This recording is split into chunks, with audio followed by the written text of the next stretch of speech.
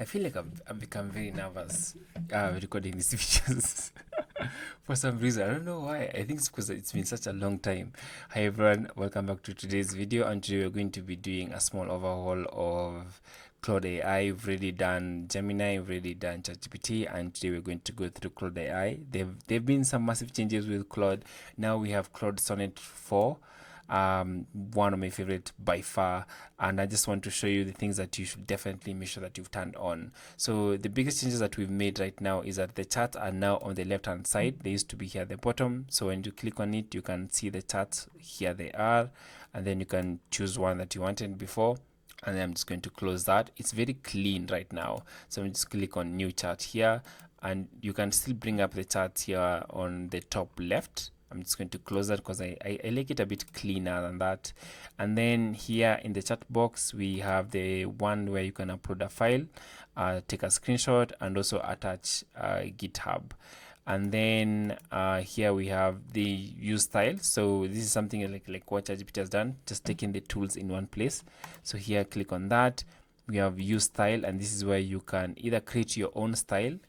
By this I mean create your own tone of voice, or just create a different style. So for example, if you wanted the answers to be a bit more concise, if you want it to be explanatory, formal, or just like create your own different style and in your own tone. So this is where you can click on that, and then just it will bring that up. The other really biggest improvement by far is the fact that now we have web search in Claude, and this is by far the biggest one that I've been waiting for. So I'm just going to turn that on, make sure that you turn that on, and then after that it will be able to search the web. So for example, now I can ask it what is the weather in Nairobi.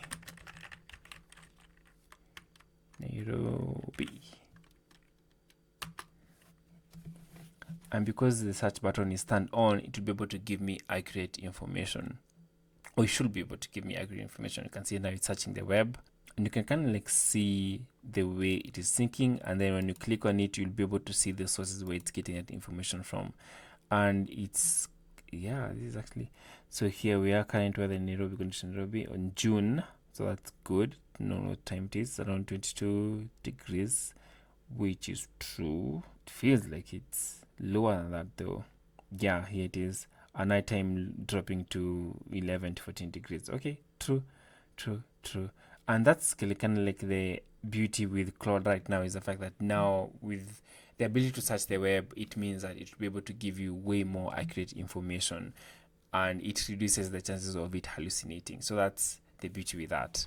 So I'm just going to click on new chat there, and that's basically it really. And then here you can click on the model that you want it to be using, and for the free version it's going to be using Claude Sonnet 4, but if you have the pro version you'll be able to choose Claude Opus 4, and also you can choose the other Claude models as well.